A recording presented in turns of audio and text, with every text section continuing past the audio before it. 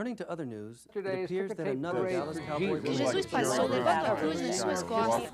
Coverage continues with our own Jody Ritter. I'm standing outside the Upper Room on Sunset in Hollywood. This nondescript location is the hottest ticket in town, seating limited to a mere 13 guests. 60s muscle cars, pickup trucks, and Jeeps have replaced traditional status symbols for this nouveau grunge bunch of surfers and fishermen, with one notable exception. Let's go to the video. Earlier this evening, I had the chance to talk to Judas as he arrived dressed in a Sterling Vincente original. Is it true about you and Julia Roberts? No, we're just friends. What about the reported rift between you and Jesus over the woman in the jar of oil? Well, as treasurer, I really felt it could have helped the poor, that's all I'm saying. Okay, what about reports that you may have been leaving soon to start your own organization? Look, tonight's about Jesus. It's not about me. I just came here to honor him, maybe score some Thai food with my good friends. We're back live. You've heard what Judas wants. It's probable that the likes of Amadeus Puck, caterer to the stars, will be cooking up something special for what has been dubbed the Last Supper. Hey, all I'm saying is the girl can talk, okay? Virgin birth? You know what, maybe y'all can try it with them Jewish guys, but with a brother? I don't think so. If the election were held today, independent candidate Jesus Christ, the former carpenter and cabinet maker, is the overwhelming favorite among these students and first-time voters. Let's get right to the question that's been plaguing this campaign since day one. Namely, when is Jesus going to officially enter this race? Well, Ed, he feels strongly that he's here for the people, and as such, he wants a grassroots campaign and a write-in vote. Let me approach it another way. He has said on several occasions that my kingdom is not of this world. If elected, what confidence do the voters have that he will serve? My brother's one of those 60s people that speaks in very idealistic terms. But I think it would be fair to say that if it were offered, he'd take it. They see Jesus as, I have not come to abolish the laws, but to fulfill them, as radical reform, disguised in political rhetoric. Precisely, Ed. I think I speak for my mother and the rest of the family in saying that kingdom's long overdue. If there is something at the end of the rainbow, fine, but, let's grab that brass ring now. I was here when the Yankees won the World Series, and this is much bigger. This is like the Macy's Day Parade and the Gay Pride Parade all rolled into one. Estoy aquí a las afueras de Del Río, donde Marketing genius of Judas Iscariot. Jesus, who is cast in a hero spotlight, makes his first appearance without him, just a stone's throw away. And let me tell you, you can feel the excitement. I heard someone say that Judas looked a bit subdued, but I'm thinking he just looked, tired. The big lug. Bless Virgin Mary. Anyways, Jesus tore out of there quicker than a big buck on the first day of the hunting season. Word is, Jesus is just about to pass over. How do you respond to that, Senator? Well, frankly, I think Jesus is a bit of a dreamer, more suited to a university than the White House. I would say he's a visionary. And after 8 years of Clinton... Okay, what kind of vision does he have for the military? Love thy neighbor? Sounds like he wants to abolish it to me. It's conceivable Jesus could single-handedly heal everyone. You could give him a couple of fish to end world hunger. Well, sometimes I hear 2 loaves and 2 fishes. Other times I hear 5 loaves and 10 fishes. I mean, who the hell knows? Maybe he had it catered. In another Hard Story exclusive, we have Jesus caught on tape. As you can see, that's Jesus in the dark shades and baseball cap, standing on Sunset, talking to a prostitute. He has been seen numerous times in the Fairfax district in spirited conversations with rabbis. He seems to think things are temporal. He wants to wait for his Father's kingdom. Sounds very, very vague to me. It does sound a little vague, a little like Jerry Brown Pie in the Sky or Ross Perot in A Paranoid Kick. What is this about I am the Lamb? Look, I never said he was running a perfect campaign. I've talked to Joe Jr. on a number of occasions, and I've told him if Jesus is worried, he should hire security. Go around predicting his own demise and not lift a finger to do anything about it, it's foolhardy. So I'm just standing there drinking a soda, and this guy says to me, "Can I have a drink?" So I say, "Are you talking to me?" Because it occurred to me maybe he didn't know what I was. But he said, "I know who you are," and he starts to tell me all the men I've been with. So I say, that's gonna be a long list, baby. You better run along and get your own drink. It may have become a major rift in Camp Jesus. So I start to give him $1, and he says, I can offer you living water. So I say, okay, baby, look, what do you really want? Tell me, Bucky, what happened here last night?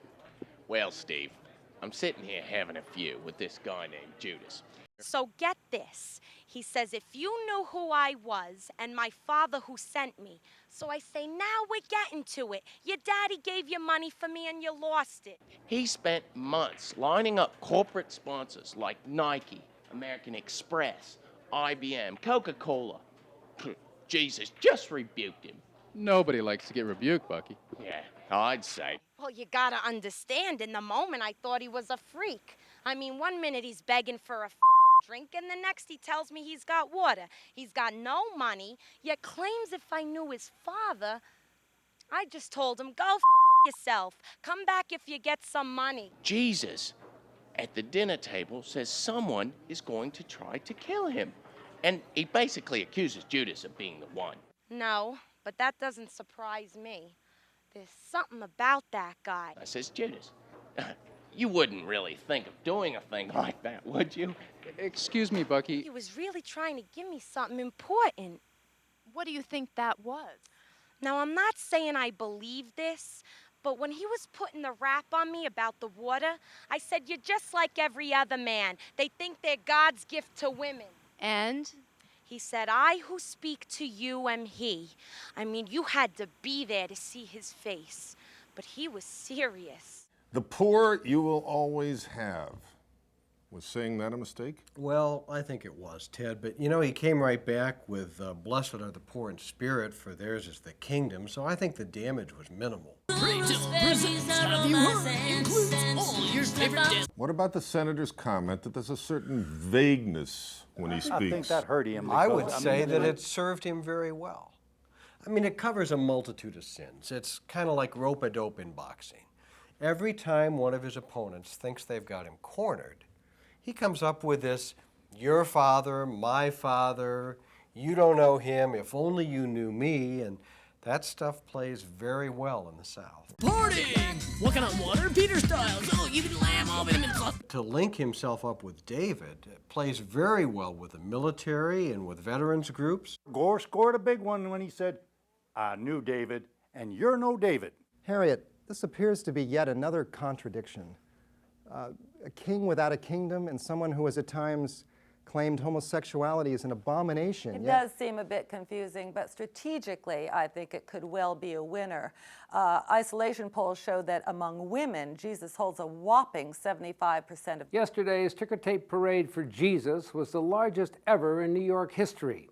Conversely, he does not fare well with white men, and this is not apt to change regardless of his sexual preferences. Despite his popularity, his sexuality is a topic for much discussion. His brother Joe Jr. admitted that Jesus never had a girlfriend and hangs around talking to a lot of Romans. East Orange, New Jersey woman has filed suit against Jesus. It seems Jesus saw her husband, who is crippled, sitting outside a public pool begging. When asked point blank if Jesus was gay, Thomas said, I don't really know, but I doubt it. Court documents filed early this morning, Jesus healed the man simply by saying, go and sin no more. The suit claims that all the man does now is hang around the house, bothering his wife.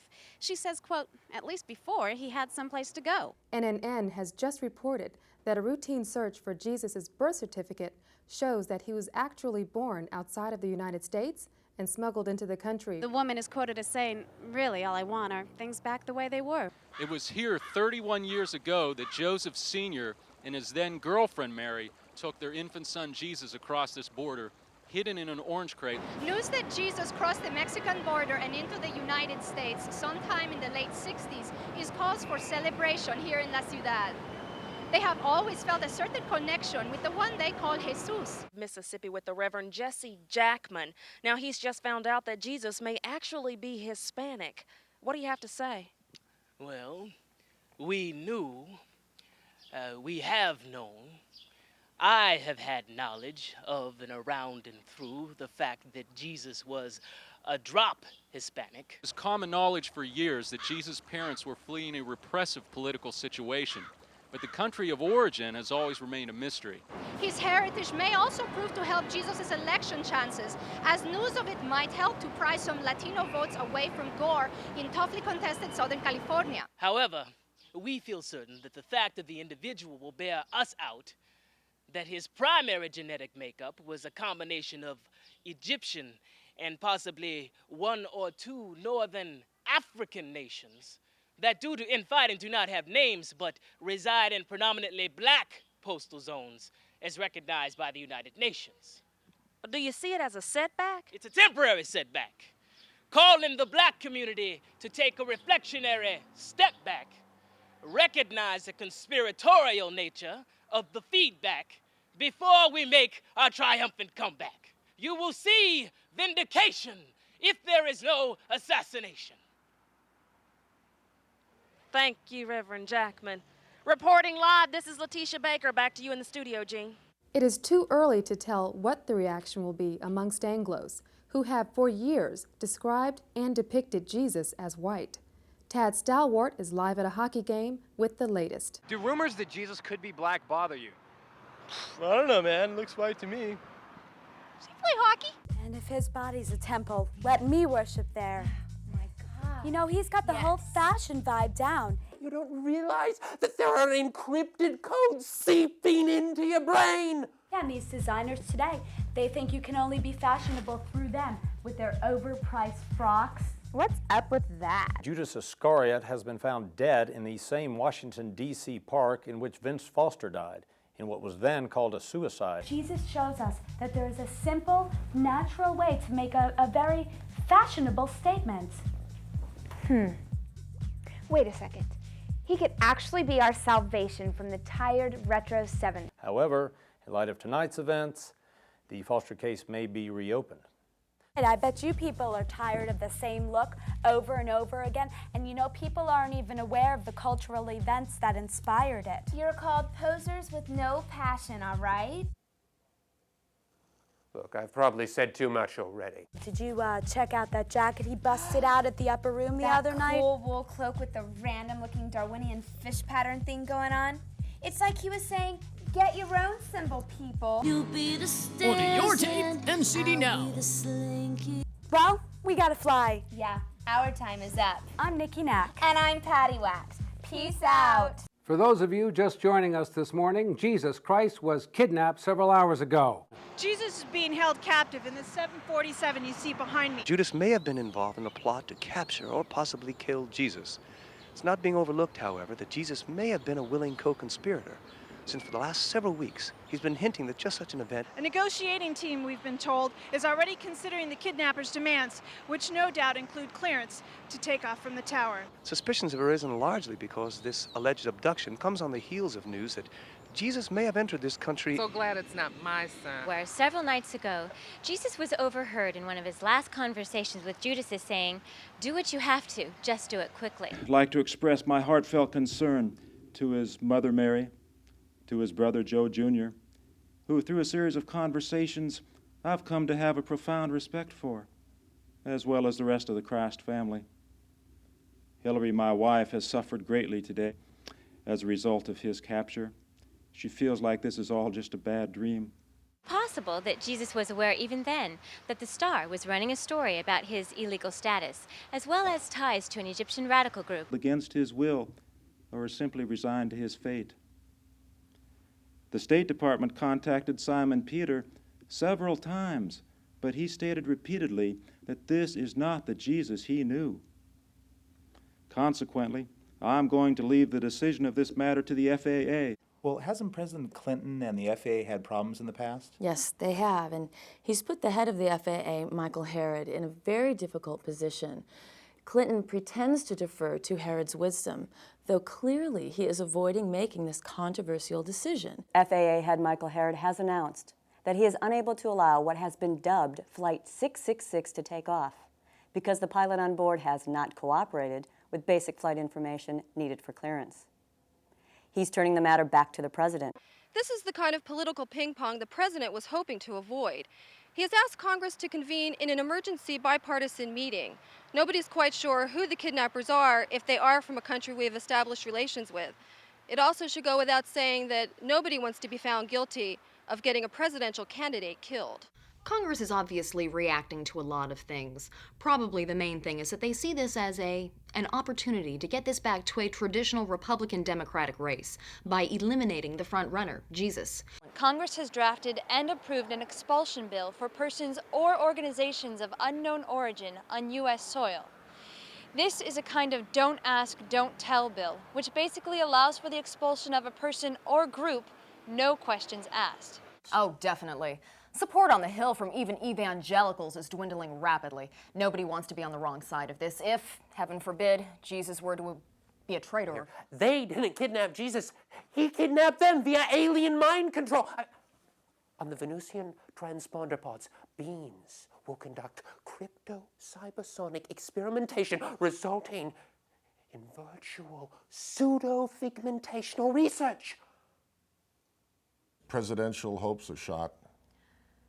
Well, nobody's seen the fat lady yet, although I might add I did see a congressional page running through the hall in a wig and a purple robe.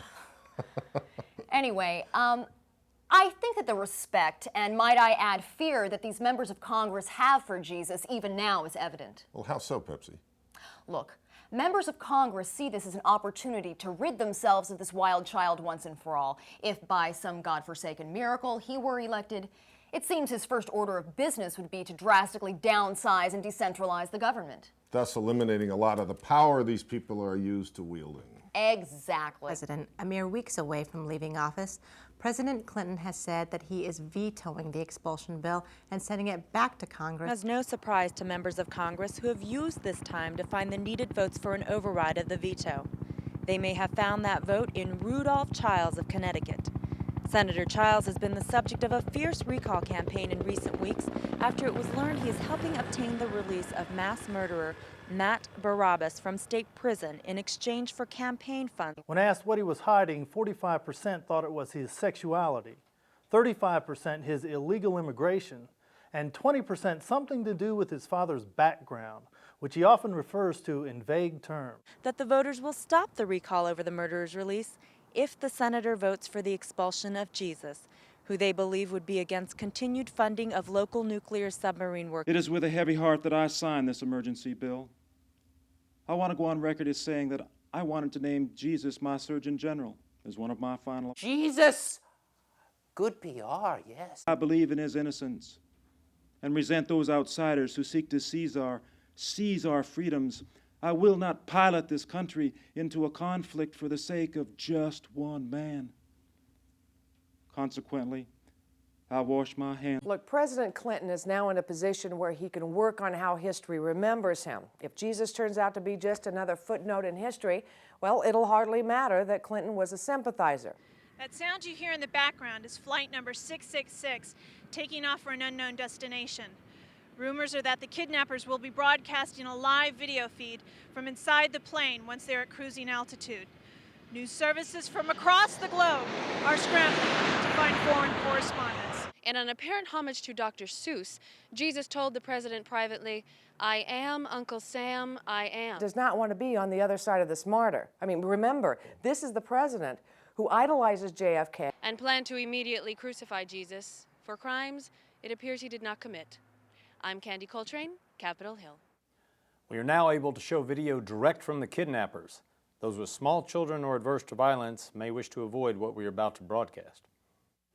Confirming the worst fears, the video, as you can see, shows a beaten and bloody Jesus slumped in a corner. On pay-per-view, the crucifixion can be ordered by an 800 number that originates in the Cayman Islands. However, in an act of sarcasm, they have labeled him in broken English, King of the U's. Apparently U stands for United States America. Meanwhile, leadership amongst the apostles is in disarray. A heated argument broke out last night as the apostles were drowning their sorrows. Offshore wagering is also reported to be taking place, with bets on which hour he will succumb. There's a 500-to-1 prop bet that he saves himself. Without the guidance of their charismatic leader, a vicious power struggle seems inevitable. The cross upon which Jesus was crucified earlier today. He slipped away in a mere 3 hours. Sotheby's will neither confirm nor deny reports that it will sell the clothes, crown, and cross of Jesus. He was delirious near the end, muttering decidedly unorthodox, nonsensical phrases like, "Farmer, into young hams I permit my spare rat, it is famished." Jesus' body has been whisked away to a tomb in the mountains. United Nations forces will keep an around-the-clock watch of the tomb. His body will remain in quarantine for 3 days. Immediately after his death, we experienced some thunder and light showers, adding a foreboding tone to what already had been not a Good Friday. He will be buried in a simple plot next to his father, Joseph Sr., in a private service near the Christ family home. Thus comes to an end the final chapter. What seems now to be the final chapter may only be page 1. Experts have predicted that Jesus may join the ranks of James Dean, Marilyn Monroe, and that other king, Elvis. Trading cards, action figures, and lunch pails are already being discussed with Jesus' brother, Joe Jr., who owns the rights to his likeness. Geraldo Rivera is rumored to be close to a deal to televise live the opening of the tomb. So what does that mean in dollars and cents? Well, sales from a holy healing ranger of Jesus. As you will remember, Geraldo, in one of the biggest blunders in television history, televised the opening of Al Capone's vault, and 50 million viewers saw nothing. It almost cost him his career. He will make every endeavor to redeem himself this time.